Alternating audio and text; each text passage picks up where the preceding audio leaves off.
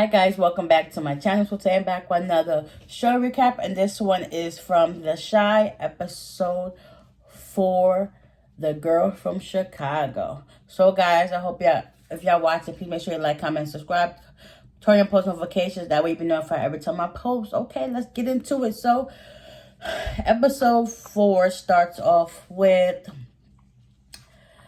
Tracy and Rosalind.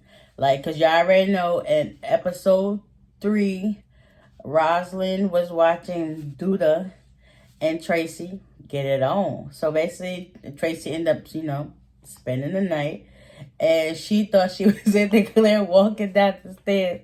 And Rosalind was like, good morning. Tracy's about to leave, but that couldn't happen because she was like, Rosalind was like, there's protesters outside. So Tracy goes to the window for reassurance, she was trying to lie about whatever. So she's like, you might as well pull up a seat and the chef's still here and see if you can get some breakfast. Tracy don't know she about to be in that situation for a minute. You got to watch the company you keep.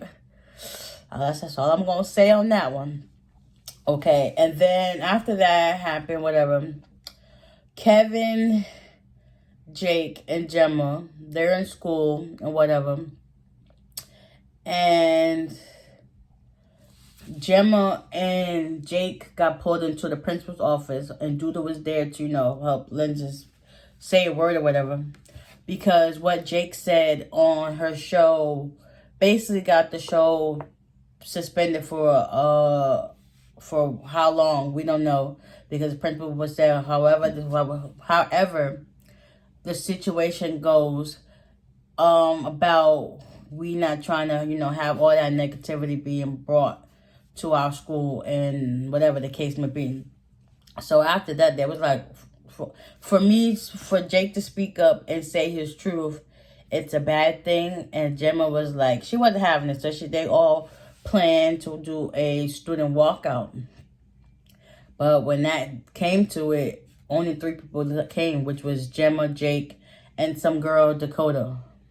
Kevin was not for it because, he's been going to therapy so that he can, get some freedom from his parents, because his parents have been on him a lot since Keisha's kidnapping, and she almost lost her life. That was just so traumatic for the parents that they were like, listen, I got to keep tight reins on both of my kids. And the sad part about it is that, Keisha ended up being pregnant from the whole situation. Yeah, that part is the sad part.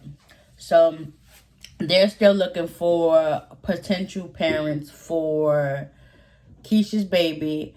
And I think Keisha, I don't know. For me, her thoughts, her facial expressions be telling me something otherwise. It's like in the back of my mind, I think she wants to keep the baby to herself, but she doesn't really want to tell her parents that. So eventually she goes to meet with Octavia, the first parents that she looked with the first time with her mom.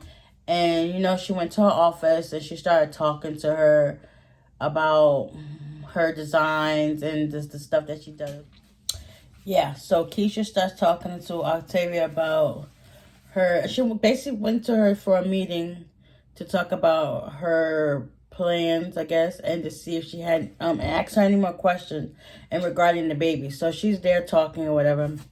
They end up staying there and having a good conversation. As Keisha was leaving, she started having contractions, but for her, since she's new to all this, Octavia takes her to the hospital. She calls her mom, and come to find out she had Braxton Hicks, and that her blood pressure was high. So they kept her on to monitor her, whatever. They was talking about inducing the baby, but Octavia was asking her questions like, okay, when's the last time you ate? And she told what she ate. She was like, listen, drink some water, and then we'll let the doctors retest you and to see what's to go from there. Her mom took a little aback by like, okay, you asking my daughter all these questions, but I'm her mom. But then she was like, okay, well, I understand because I've lost multiple children, so I would know. Because her mother was taking it back like, okay, all right, I'm gonna see what your approach is and see where you're going with this. Because that part was like kind of, suspect, but it's like, hey. And then also, her mom, Nina, she was also wondering where Dre was. Because, mind you, she done called her numerous times and she was not responding. Because, Nina still doesn't know that Jada, Emmett's mom, has breast cancer because she has a big mouth. So she would tell everybody and anybody before, Jada would have got a chance to tell. So she was like, Dre trying to, kind of keep her wife in the dark, but at the same time help her friend. So it's like she's in a rock and a hard place, basically. But hopefully things will get better. All right, after that situation, they end up going home. Dre's home with a whole bunch of food for them to eat for dinner, whatever. And Kevin comes in with some flowers, holding it, whatever. And that goes on. Okay, after Gemma and Jake, did the whole walkout thing, they end up staying out the whole day. They went up going to this fish spot, and things just started going left. What turned into be something so, let me say, easy going, just basically just went left. So I guess she had like an eyelash that fell, whatever, and Jake picked up off her face, and she was like, now you gotta make a wish. She literally blew the wish out his hand. And he was like, well, what do you wish for? Well, I can't tell you, that was not gonna come true. So basically, they was feeling each other without feeling each other. And basically, Jake, you stole your boy's girl. Like, at first, you didn't want nothing to do with her. And now you done stole his girl. And Kevin don't know that, though. But yeah, that's what happened. Yeah, so after that, you see Kevin, he goes to the shop where Papa works. And Papa was telling him, like, listen, if you want to win your girl back, you got to admit that you was wrong. You got to say you were sorry, do this, do that, and that, whatever. And then he was agreeing. Then he asked Kevin to go on his show because, mind you, he did turn down Gemma's offer to go on the show. And that's how Jake ended up on the show in the last episode. So, yeah, Kevin agrees to go on Papa's show, which is like, kind of like an Instagram live situation, whatever, Facebook live, whatever. So they bring him on, and the people in the comments was roasting Kevin like, oh my God, he sound desperate. This is lame. All these comments, it was like, wow, it's crazy. And little did he know, he don't got a girl anymore. Yeah, enough of that. And then after that, let me see what else.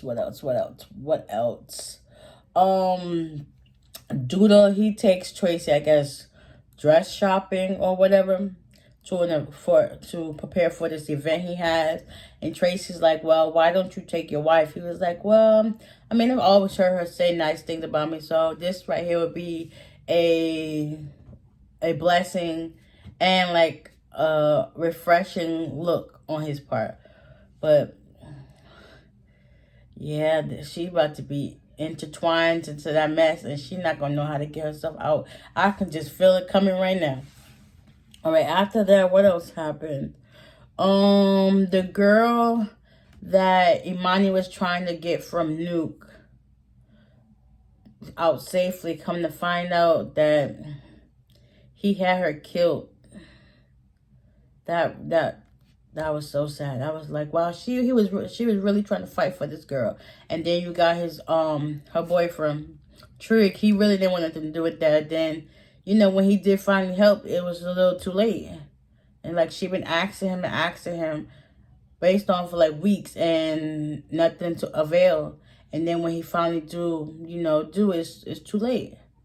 I felt for Imani right there because she was really trying to give that girl a better life. Or at least try to, and it didn't get to go. After that, let's see. Keisha decided on letting Octavia be the parent of her child. But I still, like I said, deep down, I still believe that Keisha wants to keep the baby for herself. And she don't know how to tell her parents that. Jada, she finally tells Emmett that his mom, that she has, Emmett's mom, Jada, finally tells her son, Emmett, that she has breast cancer. Well, she said cancer, but, he's in shock. Like, he don't know how to take it in or whatever. He just know that his mom is not well, and he's kind of spaced out on it. So I guess he eventually took his son home, and they come home or whatever. Then you got Tiff. She's liking the idea of being in an open relationship so that she can, screw her client Dante. And like, Edmund's not with it. He tried it, and he wasn't in the zone for it. He was just like spaced out, thinking to the sky, like all he thinking about is this girl. And Tiff is having the best time of her life. Like, listen, I'm gonna eat my cake. I'm gonna get my cake and I'm gonna eat it too. Like, I want the best of both worlds right now. So after that happened, pretty much nothing else really happened on throughout there. I mean, I can't wait to see what next week's episode is gonna be like, because this one was a little bit intense, but it wasn't that intense. It was, it drawed you in, and then it just kept you there waiting to see what's gonna happen next. I mean, I overall like this episode. I just, feel like Jake and Gemma, they kind of did Kevin dirty, regardless of how Kevin was feeling right now. Y'all didn't take into consideration of his feelings. Y'all trying to be in the moment, and in the moment feelings is what gets you caught out there. FYI, just so y'all know.